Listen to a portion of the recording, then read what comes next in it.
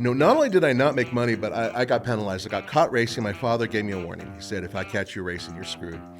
And I'm taking the car away. And I promised him I wouldn't. I immediately did. He caught me. And because of this, he made me go to an auction with him. I had to sell the vehicle, and the proceeds had to go into a replacement.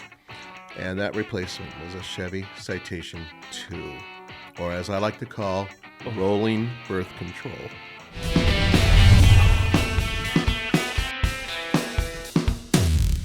Nathan, this is a wonderful setup you've got here. Yeah, I'm actually really proud of it. This is TFL Studios in Boulder, Colorado. We've been using this setup for a little while now, and now we have an opportunity to do it with MotoMan. Well, thank you for sharing it with me. So came up to Denver to drive some new Mercedes and hang out with you, as well as shoot some stuff with you, Andre, and Roman. That's right. So this is my last day here in Denver, and figure we'd take advantage of the opportunity because everybody's out up at the Ike Gauntlet doing towing.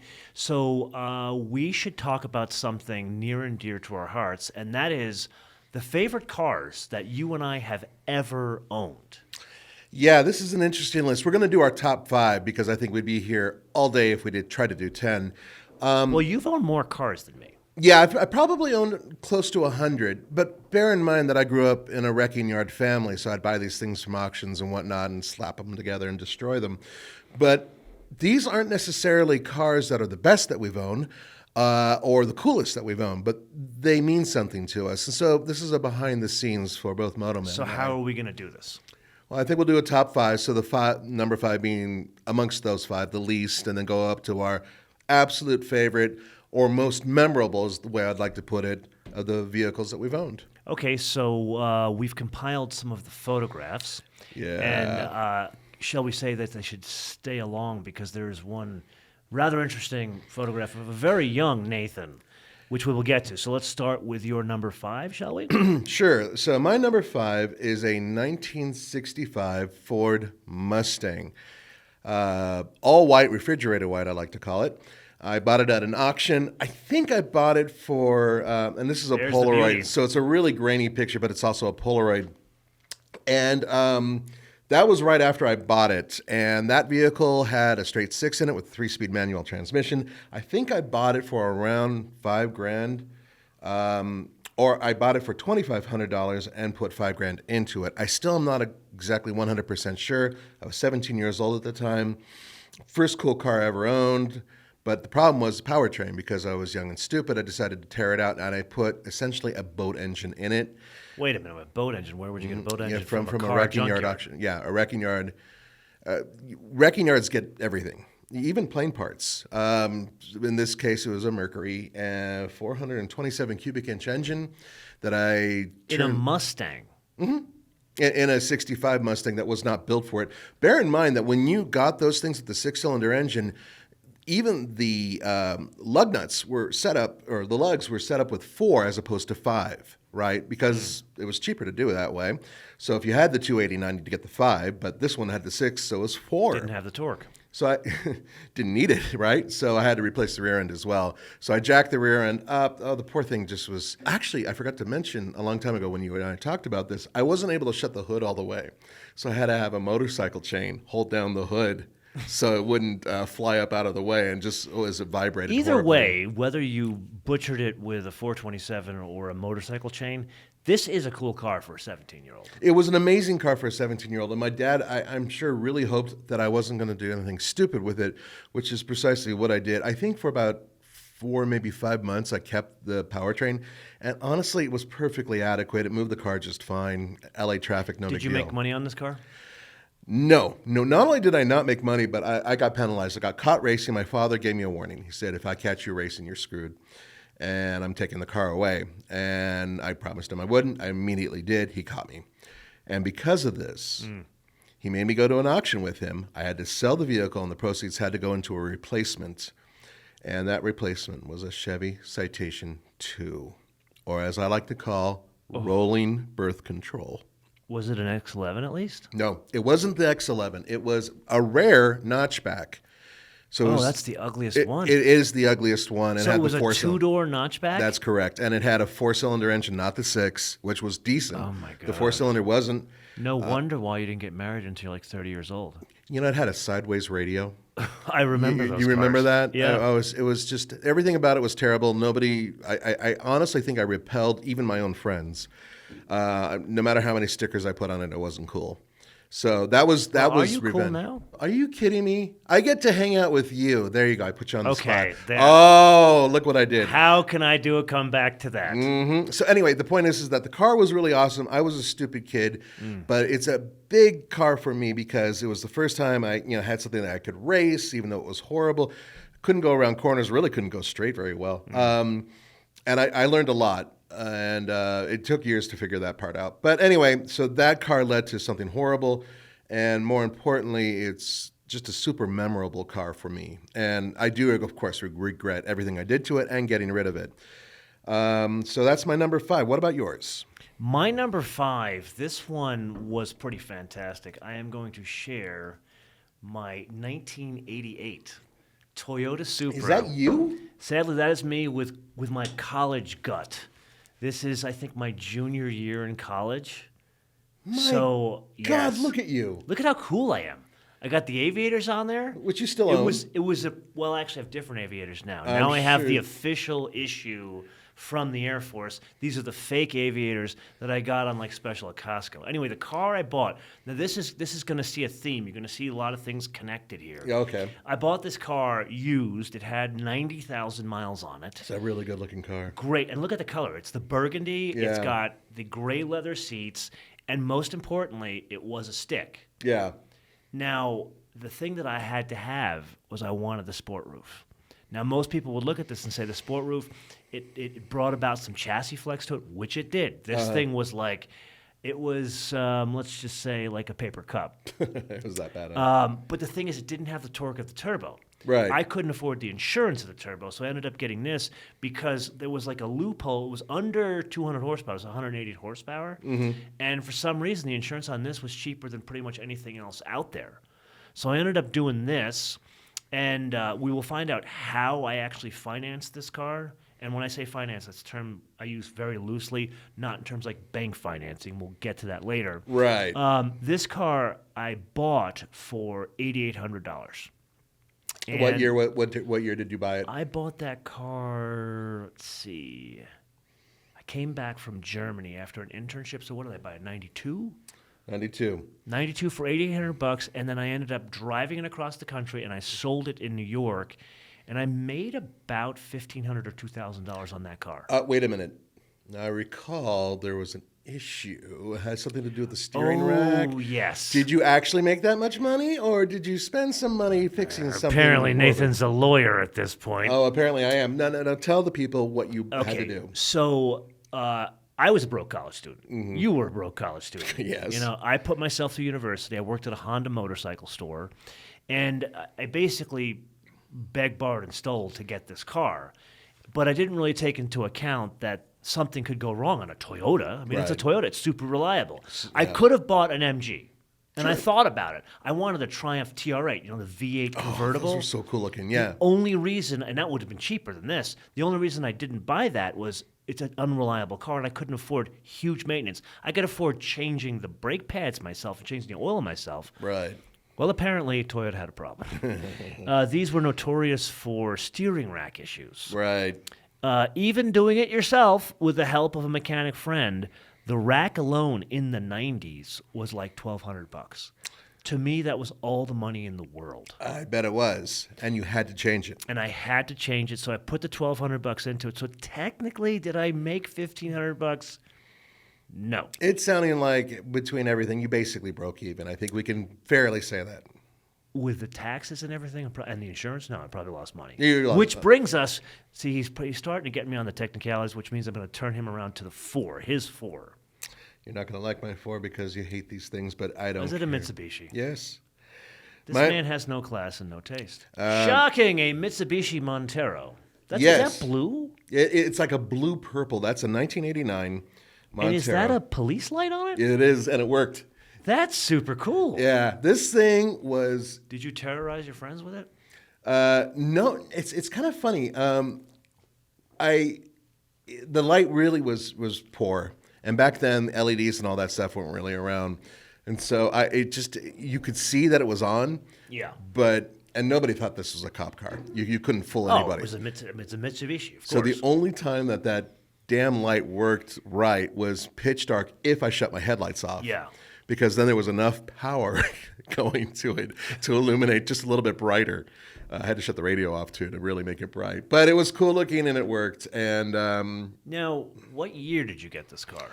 I got this 1992. Yeah. And this is an 85? No, this is 89. 89. So that's actually a pretty good car for a college student. Yeah. And at the time, I was going to 2 different schools actually at the time, and I was working a bunch of jobs, just doing whatever I could to make things happen. My father hated it, hated everything about it. Your father hated every car you owned. Nearly, yeah. Yes. But this particular one was really in his face. By the way, it's really hard to see. I'd also like to point out that Nathan's father bought Nathan's mother a Cadillac Cimarron. That's all I'm saying. I'm just going to leave that right Before he bought her a Ford Probe to replace it. That's going to be another episode, by the way. There's Yes, a lot. it There's is. a lot going on with that. I absolutely adored this thing. This had the 4-cylinder, not the 6, and so How it was. much torque difference was there between the two? There was probably about 50 to 60 foot-pounds of torque, I would say. But the weight difference was one of the big issues. So this thing was kind of light on its toes, even though I put larger tires and beefed it up a little bit. I actually put even bigger tires on there, just slightly. At the time, you didn't really have the choices that you have Yeah. today. Locking front hubs, which for an impatient kid kind of sucked, but by today's standards is a cool thing. Everywhere my friends went off-road, and I took it to Gorman, I took it to Pismo Beach, I could follow them and in many cases beat them. This thing was like a little rally car. I even added weight. I put this massive rack on the top of it, but I actually used the damn thing. And I really, truly adored the vehicle. It was roomy for me. I took it everywhere I could. Still one of my favorite vehicles when I look back. We will cover Mitsubishi another time because I don't think they're as big of a loser as he does. Your number 4? My number 4, I think I'll get a little bit of pushback on this one, but I thought it was a great car. 1986 Mazda RX-7, an FC. This turbo was too? this was not a turbo, but this was kind of like the middle of the road model. This one was the first year of the FC RX-7. It had the same engine, all naturally aspirated, but this one had a couple of bits from the GXL. Like, notice the wheels came from the GXL. Yeah. Mine was fitted with the optional factory sunroof, which I loved. It popped up and slid over the car. The first time I'd ever seen that. And then this one, notice it's got the spoiler in the back. That's what differentiated the Sport from the other cars. So this one had this little lip spoiler, which I thought made it look very cool. Now, you will notice that car started out as red, and it is somewhat faded. It's more of an orangey red at that point. Mm-hmm. Granted, the picture isn't great. Notice it is in front of my fraternity house at Arizona State University. Yeah, well, there's no keg flying out about to hit the car. Nope. Sadly, we were the first ones that had to change to a new insurance company, so we couldn't do kegs anymore. We had to hand out beers and gave you bands. Oh, wristbands, And yeah. to get another beer, you had to give us the empty can. I'm so glad I didn't Yes, go to you could Arizona. imagine we had to beat the ladies off with a stick at that Oh, point. I'm sure that was, yeah. So this car was interesting how I acquired it. Once again, broke college student, and I bought this car used. But this car I bought it with like 40,000 original miles. And okay. I bought this car before I went to Germany. So this was only a couple of years old. It was 4 years old, 5 years old, something like that. And it was a stolen recovery. I was working at a Honda motorcycle store, and I was looking to replace what you guys will see as, I believe, my car number 3. And this car was a whopping $6,000. So what I ended up doing was looking at the car because the guy who ran my motorcycle store says, I know a guy at another store. They've got a stolen recovery car. You could probably get it for a discount, but know that the title is going to be branded stolen recovery. And that was a huge discount, $6,000. I figured, okay, it probably would have been worth $10,000 at that point. Okay. So we're talking massive. Yeah. I went over there, speak to the guy. It's like, actually, you know what? I just spoke to the insurance company, and we could probably bring this title back and make it a Box A. So in Arizona, Box A means it's a normal title. It's not Right. branded with anything. Sure enough, we waited a couple of extra days before we did the deal. The guy moved it over to Box A. So I bought it for the Box C, which was the stolen recovery, At $6,000. at $6,000. So I stole this car. It had Yeah. 40,000 original miles. I did all the maintenance myself. I changed the oil. I changed the brake pads myself. This, I loved it. It was my first, like you will see the car that comes up as number 3.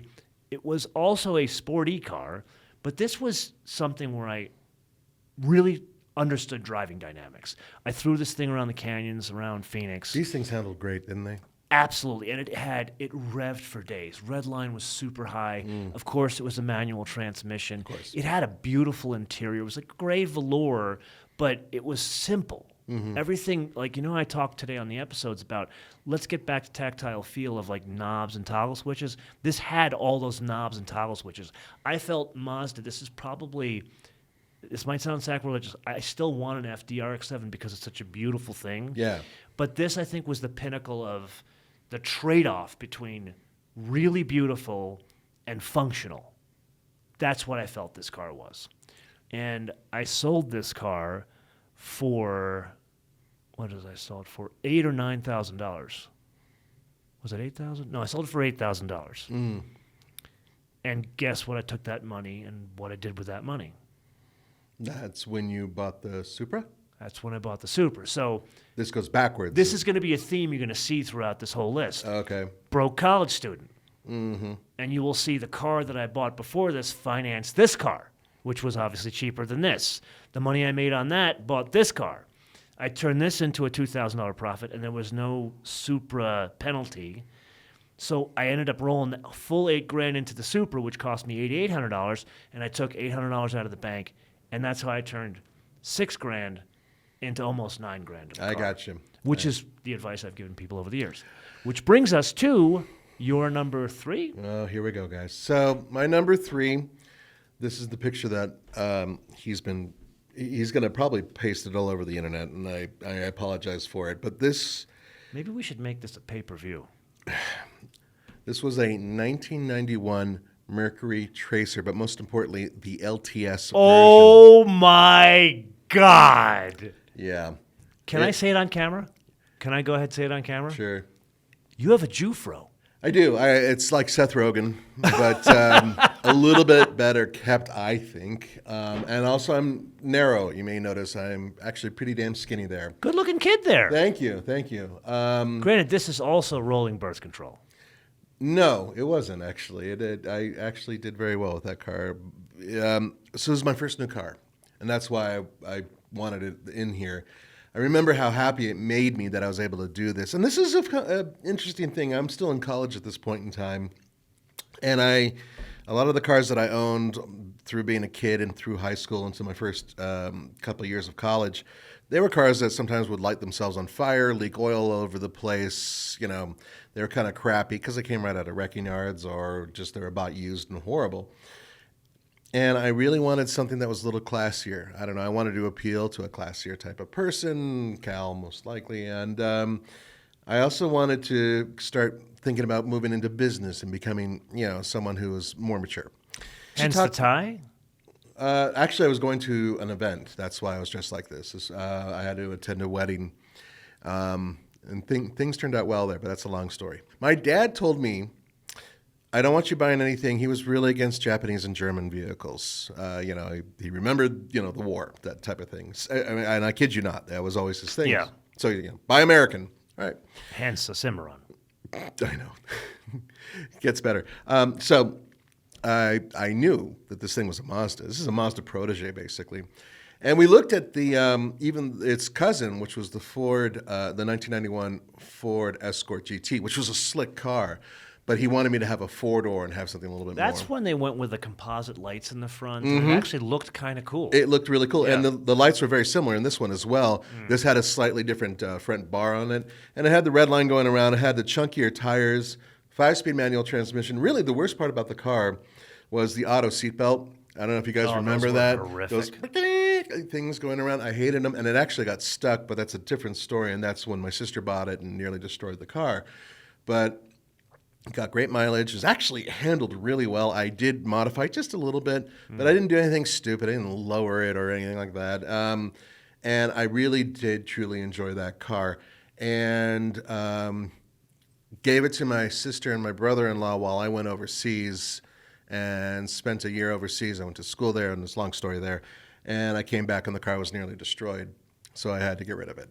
But it was my first new car, so it got a special place in my heart. So this was more about the milestone in your life than the car itself. It was a great little car. I think it was a good first car for a new car, so to speak. But yeah, most importantly, it was my first new car, so that was the milestone. And also, I fooled my dad because it was a Mazda, and he thought it was just a Mercury with a Ford 4-cylinder, whereas it wasn't a Ford 4-cylinder. And of course, you never clued him in on that. No, I didn't. He never really figured that out. There's a lot of that went on between my father and I. Well, with our obviously history, with a Ford Probe as well. which is hysterical. He had no idea that he was buying my mom a Mazda. So your dad ended up buying 2 Mazdas. Yeah, and there were a lot of other things. I actually bet him some serious money that there were Japanese parts in his Lincoln Town Car. And yeah, I won that bet, but I cheated. I knew that there were some components that actually had Japanese written on them on his car. Yeah. Right. And by the way, I have no problem. I actually prefer Japanese cars. It's my own personal thing. But in this particular case, what I did was at the wrecking, I still worked there. I got a label off another car. I have no idea what it even said. I think it was off the fuel injection system. There was like a little label, pulled it off, snuck into his car, put it on there, added a little bit of grease on top of it to make it look like it actually belonged there. And I made that bet with him because he was being so nasty about it. Opened the hood, and I found, oh, there it is, Dad. And he takes a cigar, he slams it, and pulls out the money, hands it to me, storms off. It was the best moment of my life. Why didn't you ask him for a cigar? He and I smoked occasionally cigars together, but he didn't. I don't think he really liked it. By the time I was a young adult, he was cool with it. But Yeah. we maybe had 3 cigars together through the entirety of his existence. Anyway, so yeah, that was the Mercury Tracer LTS. It's just a dynamite little car for what it was and for where I was. I get the whole milestone thing. Dynamite little car, that's a bridge too far. Hey, it got good mileage and handled well. It had a little manual transmission, sweet little Mazda. I think it put out like 128 horsepower. I dated a girl, my last girlfriend in university. Lovely girl. Actually, her first name, believe it or not, for a car guy, her first name was Royce. Oh, that's awesome. Pretty amazing. She was cute as a That's button. why you went to England. She was cute as a button, and guess what? I got her a Mazda Protege. It's a good So little around car. the same time, you were driving a fake Mazda Protege. She was driving the the real lovely Mazda. and gracious Royce was driving a real Mazda Protege. And I can guarantee you those things drive pretty far. I mean, you could probably get 100,000 miles It on was a without nice little car. Yeah. It really was. And I got to tell you, the Protege was more attractive, I thought. And the Protege, she had a white with a blue cloth interior with a factory sunroof. It was a nice car, and we kind of stole it, that one there. Yeah, good car. But yeah, really it was about the milestone. So let's move on to your number 3. My number 3, I'm moving away from my Japanese era and moving into the Fiero 2M4. Folks, we're looking at a Pontiac Fiero. Is that not amazing? Look at that beauty that car is. Now, in fairness, this is not my actual car. My car was white like this. My car had same wheels? the same exact wheels. My car had the ratty metal antenna on the fender. My car had the luggage rack. But most importantly, my car had the factory sunroof, which I thought changed that car. This car I thought was important for a couple of reasons. Number one, its construction, obviously. It was literally a rolling metal chassis, or really unibody. Or a Saturn. Kind of like a Saturn, but different because it was more of a, I guess it was like the modern day birdcage. If General Motors made a modern day and cheap birdcage like the Maserati, that would be it. Go with me on this one. Okay. And then they wrapped it in plastic panels. So this car, it was a departure for General Motors because what they were trying to do was make a commuter car. Originally, they wanted to make a sports car, but then Chevy was like, no one at General Motors can make a competition to the Corvette. So they dumbed this down and called it a commuter car and put a crappy 90 horsepower, 2.5 Iron Duke engine in it. That's like a Pinto engine. It's terrible. And it sounded terrible. It sounded raspy. When you try to push it, it was wheezing. But my car, also manual transmission. First car I owned with a manual transmission. It was a terrible manual transmission. It was 4 forward gears. The clutch, now in fairness, the clutch on mine was bad because the clutch was worn out. I bought it with a bad clutch. I know I keep bringing up finances a lot here. Yeah. But this is kind of the example of how I talk to the audience about buying cool cars without debt. So here was a situation where I was working at a Honda motorcycle store, and I wanted to get a cool car, but I couldn't afford anything. So the guy there who ran the store, he's like, "Hey man, like I'll call around to some dealers, see if they got something on the wholesale line that you can buy and just kind of fix up." I'm like, "That would be great." So one day he says, "Hey man, the guy at Van Tile Nissan, which is I think now Camelback Nissan, he called me. He goes, they just got this Fiero in. It's not pretty, but he says $3,000. Go up there and check it out." So I go and check it out. It had 88,000 miles. It was white, as you saw. It had and I've got a picture of this. I'm going to show you this. It had the suede and fleece interior. This was a factory option in this car. So the side panels, the side bolsters were all real suede, and it was a fleece inset into the seat. I have another picture of this That as sounds well. perfect for the Arizona sun. Oh my God, it was pimp daddy. Now mine was that exact tan on the inside. You could see the very tall shifter. There's like GM, 4 colors in there, 4 colors of tan. but look at it. I mean, you could see they were trying to go for an interesting design. I'm not going to criticize it. I actually think they're kind of cool. That's their attempt at color and trim. Granted, folks today do it a lot better, but yeah. that was all just different colored plastic. Now, here's the downside. My interior did not look like that. Mine, the fleece was all torn up. The suede was like brittle. And I'm looking at it, I'm like, the guy could see on my face that I couldn't afford anything more, but it was terrible. Right. The car itself was fine. So he goes, I'll tell you what. I want to help you out. I can see you're a college student. You're trying to work hard.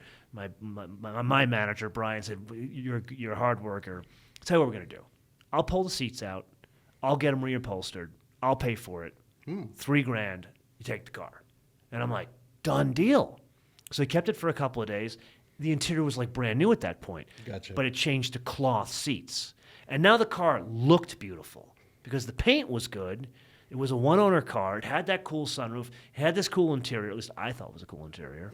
And I ended up driving this a lot. I obviously dailed it when I was in university. I drove it across the country twice. I drove it back to New York and then back to Arizona. And then, of course, the clutch went out.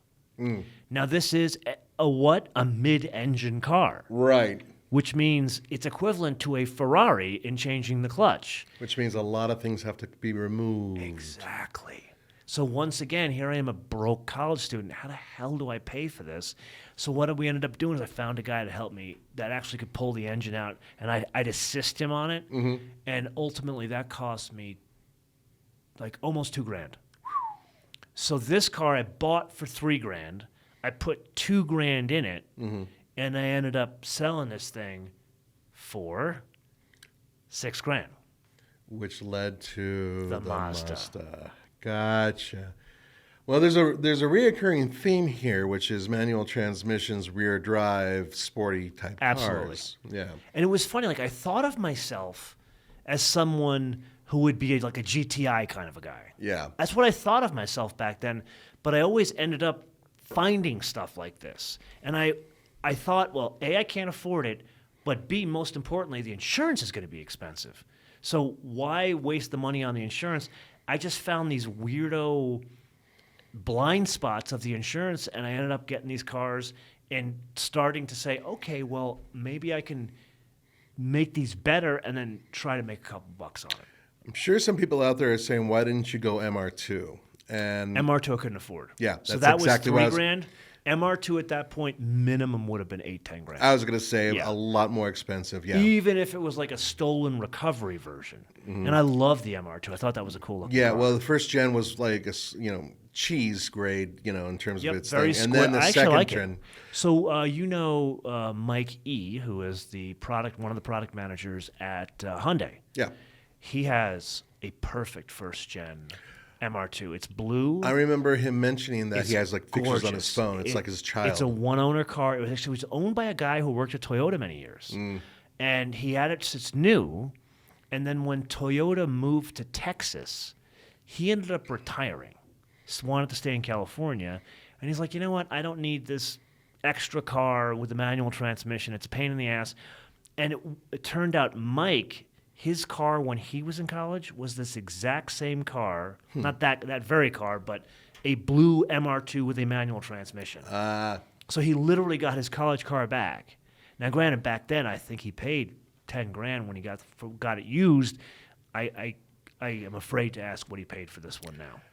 My favorite cousin, Andrew, had a supercharged MR2, if you recall those. Oh, I remember those. And he had it, I think, for 3 weeks before it was stolen, Los Angeles. Of course. Of course, and we're at a wrecking yard, so at some point in time we expected it to be regurgitated and come back from a theft recovery, but I don't think he ever saw it again.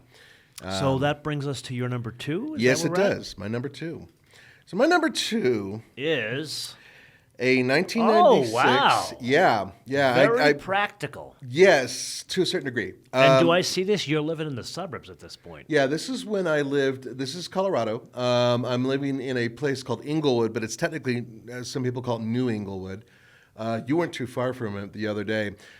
This vehicle is a 1996 Land Rover Discovery, and what makes it interesting is that it has the 5-speed manual transmission. Super rare. Super rare. Super I rare. believe it was between 1,500 and 2,000 of these things were sold in the United States. So a little fun fact here: the just retired chief of police for Redondo Beach, he owned this exact same vehicle with a manual. Which is super rare. When I'm referring to 1,500 to 2,000, that's just manual. They sold a lot of these things here, but manuals were really rare. And it was hooked up to a 4-liter, well, it's only 3.9 really. Yeah. V8, which The modified Buick engine. it was okay. It was okay. I loved it. I loved driving it. It was so cool. Now, did you buy this new? No, God. This was a lot of money new. Yeah. I was trying to remember. I'm pretty sure I spent $6,000 on it. But Wait a minute, $6,000. How old was it? Well, this is a 96, and I bought it in 2003, 4, 5, 6, 2006. Okay, so this is an example of how horrific their resale really is. Oh, my God. Aside from virus craziness. Like that new was what? Probably 35, 40 grand. Yeah. Even in the late 90s. Yeah. And this one was the mid-level. It wasn't like the very top of the line, but I had the dual sunroofs and had the folding third-row seat that folds up to the sides. It actually never stranded me, but it definitely came close. And if you look very carefully at this photo, pardon me, if you look carefully at this photo, you're going to see a little line of black on the ground, which is where I initially parked it. I see it. Yep, you do. So did my wife. One of the things about British vehicles, as you all know, being a MotoMan subscriber, is that if they have oil in the engine, that means they have oil on the ground, or the reverse of that is... Yeah, if there's no oil under it, there's no oil in it. Bingo. Yeah, that also applies to radial engines and airplanes. Yeah. Yes. So it leaked everywhere like the Valdez, and it had electric gremlins, and also it ripped a girl's shorts. I kid you not. Long story short, we were looking at an area for an off-road event that I was Did you have hair at that point? Yeah, no, a little. I had a little bit of hair left. Yeah, we are talking about nearly 20 years ago. No, less than that, about 15 years ago, sorry. Anyway, the point is that the third row seat had this little spring kind of coming up out of the seat, and it ripped her shorts, and she had to go around all day with her butt hanging out of her shorts, and I felt terrible about it.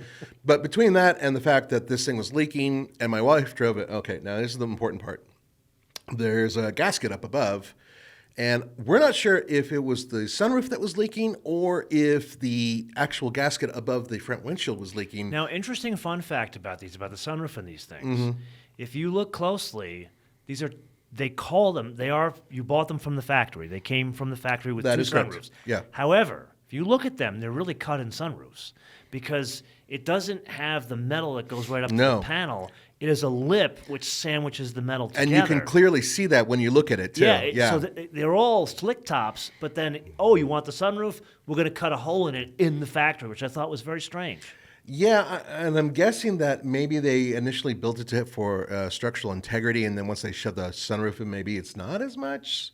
So it might have to do with the ratings thing or crash safety. Who knows? And they popped up. They Popped up. Popped up and slid back. Yes, a little bit, not much. Not much. Yeah, they didn't slide all the way back, and the way the stepped roof is, they wouldn't be able to. So my wife was driving it one day, snow country. This is a great snow vehicle, by the way. And she hits the brakes, nothing bad, just stops at a light, and she says a gallon, so maybe a half a gallon, of water just drops on her out of the roof. She has no idea where it came from. Yeah. And she's like, we're done. We're done.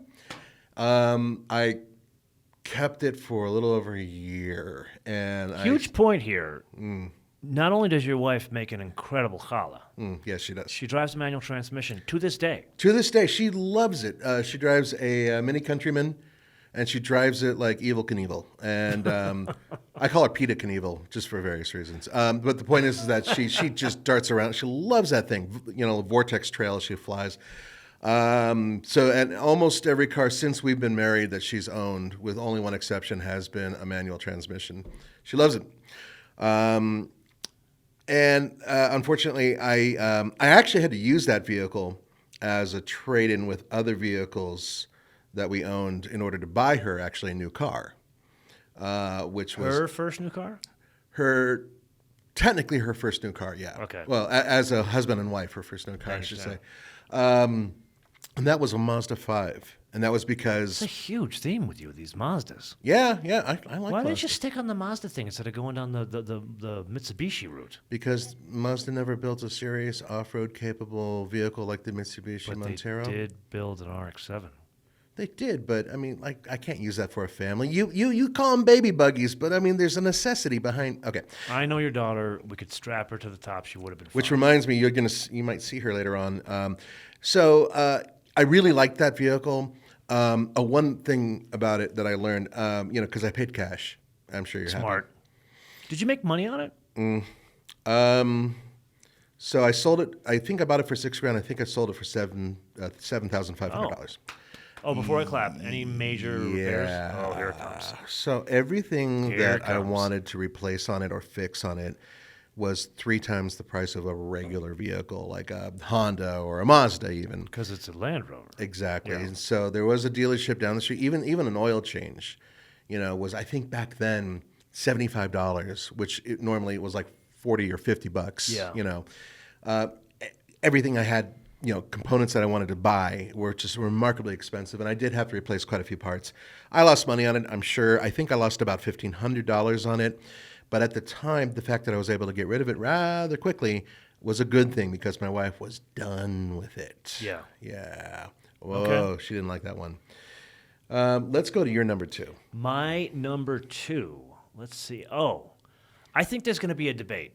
I think a lot of the audience is going to want to swap my 2 and 1, but this is what I'm going with. My number 2 is my current car. 2021. 2021. We're so far years ago. I'm going in, Seriously. forgetting what this is. 2021 Lexus LC 500 convertible. That makes you want to bite the back of your hand. It's so damn good looking. It's achingly beautiful, isn't it? It is one of the most beautiful Japanese design cars ever. Look at the color. I mean, the color makes that car too. I've already told the story of how this car came to my life. If you have not seen that episode, click here. I basically bought that car directly from Toyota. It was the press car that I featured on my show when I did the first drive review of it. And it is exactly the car I would have ordered if I had ordered it from the factory, with one exception. That car is the infrared with the caramel seats, and it sadly has the black top. And you wanted... I wanted a tan top. Now, Right. in 2021, in the early production cars, they didn't offer a tan top. They offered a black top, or if you got the limited edition, the blue with the blue top and the white seats. But I that's didn't want only, the white. that's It only came one way. right. In hindsight, probably the one I should have got, because that one is reselling now in like 180 grand. Right. These have great resale, obviously, because they didn't make any of them. There's a number of reasons why I love this car. Number one, it is the last NA V8 that they are making. Yes, they will have gasoline-powered cars, but Lexus has already said twin-turbo V6. Yeah. Number two, achingly beautiful, which leads me to number three. This car really shouldn't exist. The reason why this car exists is because it was a design exercise inside of Toyota's Calty's design studio, and it's very unusual. You guys know we talk to a lot of chief designers on this show, as well as regular designers. When a car comes to production, like the new Mercedes we drove last week, okay, that's a sketch that comes from like the guy that's been working there for like 5 years. They do a design competition. Everybody throws in a sketch. The chief designer, the CEO of the company says, let's go with that one, let's go with that one. And they work it to a final product. That didn't happen in this case. This was something that came out of the brain of the chief of design of Toyota Calty in Southern California. And it was like, what if I could just draw any car? But then the man who has his name on the door of the company, Akio Toyoda, saw the design. He's like, we need to make that. And they did. So there's an amazing story of how this car came together. I love the way it drives. And let's be honest, it's kind of like your situation with your Tracer. The Tracer itself, it's not the most magnanimous car out there. No. A 911 GT3 would be a better car than this. Oh, yeah, absolutely. However, it's beautiful, it drives wonderfully, and it's a kind of it's like a point in time of my business career and my life that I can now afford a vehicle like this, and it fits into my life. So that's why I'm putting it as number two. I need to show you another picture here. Yeah. I can't fight you or debate about that vehicle because I truly think... This is See, the day it even looks good with the top up. And how that many is- convertibles do How that? many convertibles? Exactly. Imagine if it was the tan. It would really pop. The tan would pop. This is, to give you an idea of how this car came into my I know life. where you are. You know exactly where I Yeah. am. This is Edith Joe's in Redondo. I Yeah, live in Redondo Redondo Beach, Beach, yeah. California. This is an instant South Bay institution. The gentleman that's in that picture there, the guy with the plaid shirt, Yeah. that is the guy that runs the fleet company in L.A., and it was a conversation with him in this very restaurant that led to me getting this car. He got another Toyota product. He got a Land Cruiser, 40th anniversary Land Cruiser. That's how I started the conversation. I wanted to get that first. Right. And it ultimately led to this. And so he delivered the car to me at Edith Joe's, and that's Alex, who owns Edith Joe's right there. And I'm sure he's out there staring at the car thinking, Oh, he wants that. I don't blame him. So Yes, do I. his wife made him get a Tesla. So his wife drives a Model 3 Tesla, and so does he. So So the this magic is missing. my beautiful, and this one, 21-inch wheels, which were optional. It's got the head-up display, the Mark Levinson sound. It's got the carbon fiber door sills on it. It's got the wind blocker, Yeah. the trunk That mat, comes up, and the yeah. wheel locks. And it's got the invisible the coating, the protective coating on the hood on the hood, from the yeah. factory, and the edge of the doors. This is one of the few cars that in almost every color looks good. And I'm not trying to be a fanboy. I'd love to debate him, go, no, it's ugly, it's garbage, it's a piece of junk. I can't. I've driven it in yellow, I've driven it in silver, I've seen the blue. There's more colors that are more pretty. Like this is probably the pinnacle. I know I'm saying that because I'm biased, but this is better looking than the silver. Not that the silver's bad. Yeah. There's a yellow that we actually... That's what you tested. Yeah, and yellow cars are iffy. Porsche can pull off a yellow Yes, in they almost can. everything they build. Yes, they can. Almost. There's a couple other car companies that go. BMW can kind of do it in some cases too. But the yellow on this car looked astonishing. Astonishing. With the right interior. Correct. I think the black top with a black interior on a yellow car would work in Yeah, that case. I would agree 100%. Definitely. So anyway, I can't disagree with you. I think it's a fantastic car. And yeah, it's a historical thing for it's a historical thing for MotoMan in terms of the time it happened in his life, but it's also a historical thing for the car itself. I would agree. You know what I mean? So it's two things coming together at once. Here's- That should have been your number one. I don't care what your number one is because I'm going to say this is your number one. I think you're going to disagree. I think you're going to like my number one. I think you are. Okay. Now, here's the one downside of this car. You know me, and I'm not exactly faithful to No. cars. No. And I don't want to get rid of this car, but there are other cars that I would love to have, and I have minimal space. So my thinking is you and I will have this conversation in 10 years, and I'm going to admit it right now. I should have never sold the LC 500. I'm going to say it on camera right now. Yeah. I should have never sold the LC. No, you shouldn't I should have never sold the LC 500. Yes, he's correct. He should have never sold it. With that, we go to what? Your number one? My number one. And bear in mind, guys, MotoMan and I are very different types of people. I'm more of a truck off-roady guy. He's not. And because of that, the number one... This one's a good one. And can I just say this picture is... This is the best This picture. This is Even precious. better than the Jufro. Yeah, thank you. If you can... it's not the best picture. It's a little grainy. Yeah. Is that you? That is me. That's you. Looking a little bit more like me because I'm, missing Yeah. the hair. That is my daughter in the back, and next to her is... Who is now a college student. Who is now a college student. You are old. And so are you. Very old. And that's my dog Sophie back there next to my daughter, Boston Terrier, and I loved that dog. So everything good in the universe is happening right here. By the way, that's the same house that you saw with the Land Rover as well. Okay. That's the same house, just a different angle. And important points here. First of all, I loved this thing. It was a 1991 GMC Jimmy.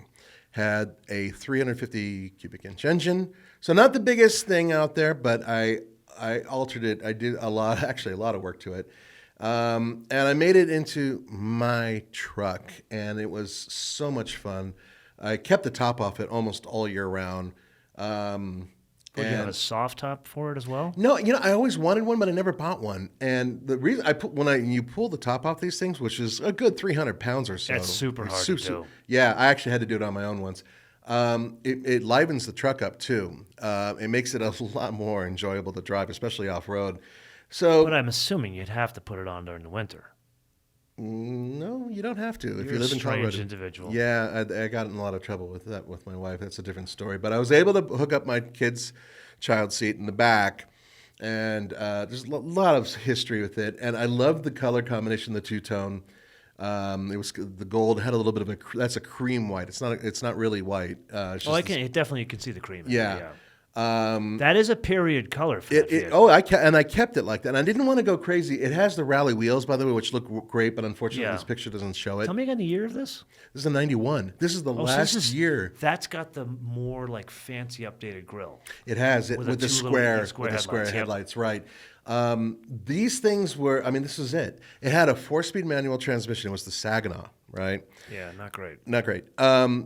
Decent though. If you took care of them, you could make them last forever. Yeah. The problem was my wife hated driving this immediately because the throws.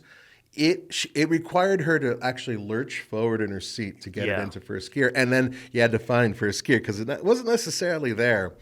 It was. How much did you buy this car for? So I bought this thing, and I think I bought it at $5,500, but I made money on it. I did. If you didn't make money on this, I'd throw you out right now, even Yeah. though this is your studio. So I kept this for just under 2 years, and I just did a ton of stuff to it, and I sold it for $7,500. So Did you do $2,500 worth of no, work? I to don't it? think I did quite that. I think I did just under that. I think I made about $500 on And it. how many miles were on this when you sold it? Oh my God, it had like 165,000 miles. Still, don't you wish you had this today? Absolutely. This is one of these things where I wish I never sold the LC Yeah, 500. I still would have taken the Mitsubishi over this only because I could actually fit it in my property. This thing was a You big are fat on truck. rock cocaine. This thing way better than the Mitsubishi. It depends on your perspective, doesn't it?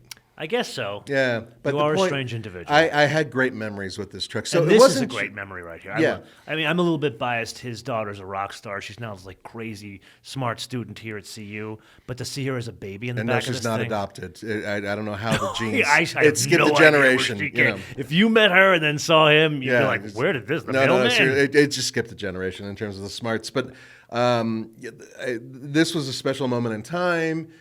The truck just fit me. It was so much fun to take off road. Really, really not great on icy roads, but yeah, it wasn't the ideal family truck I needed at the time. It really I get wasn't. it. It's 2 doors. It's big. It Well, probably actually, ate gas. I forgot my history. This led to the Discovery because my Oh, wife so the wanted. 75. Oh, so you actually pocketed some money. Yes, I did, and I remembered that last night because my wife reminded me when I was looking Yeah. at the pictures. I thought it was the other way around.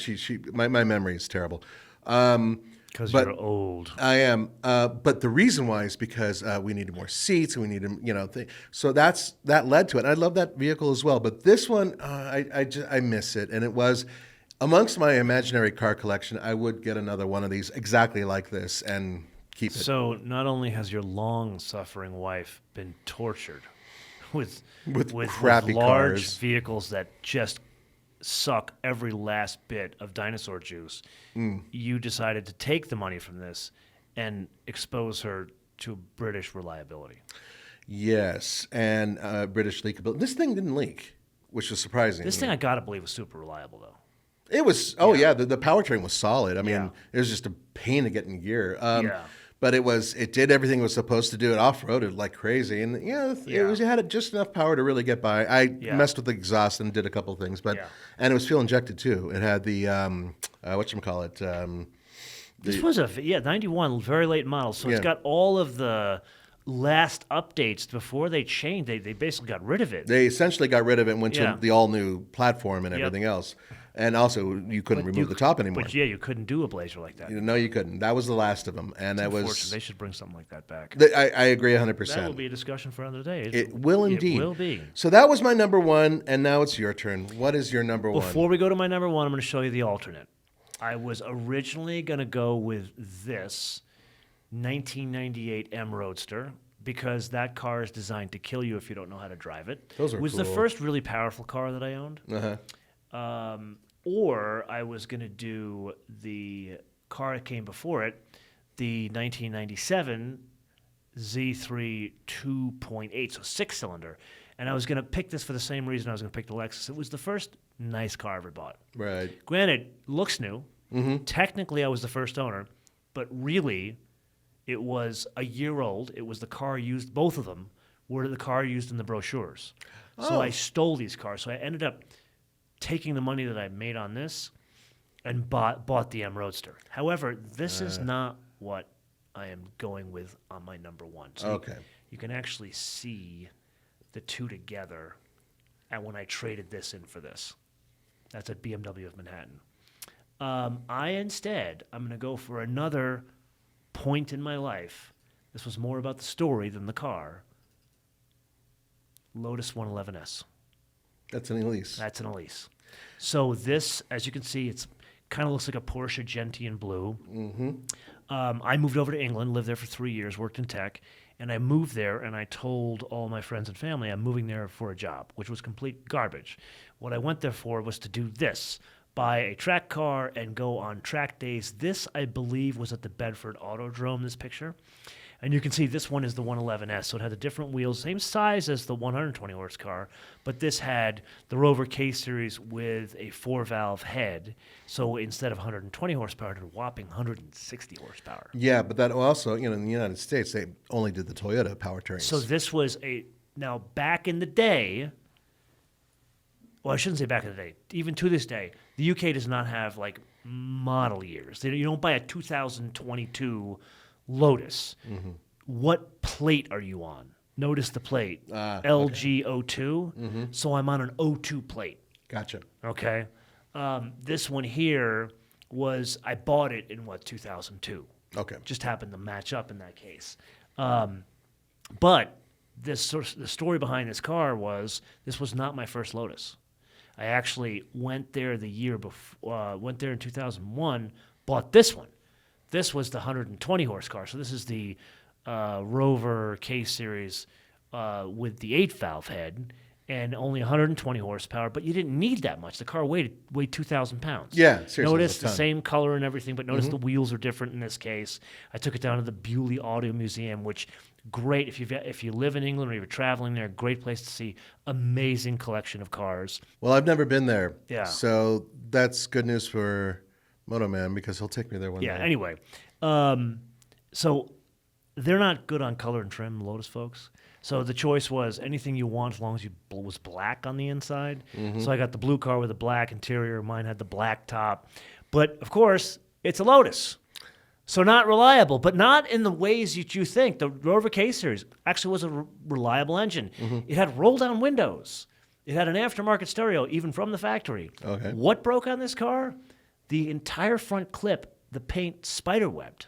Huh. Because apparently the French, you know how the French and the Brits get along. Oh, they love each other. They love each other. The body panels on this are French. Ah. When they put British paint on it. They didn't get along, so it cracked.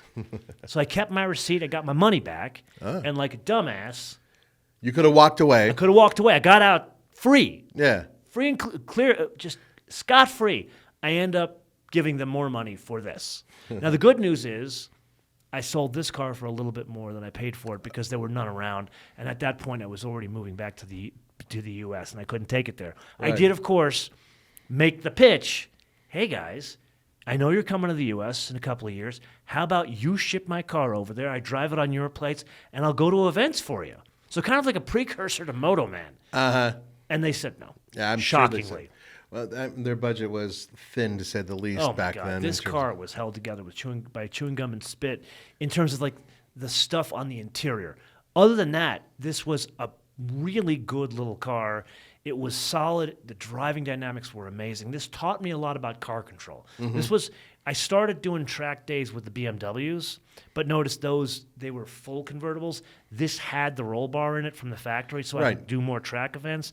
So I was learning car control. I went to these track days all over Europe. I went to Spa. I went to the Bedford Autodrome, as I told you here, Silverstone. I've taken this thing anywhere. And it was a great opportunity to meet really interesting people, as well as see Europe in a different way.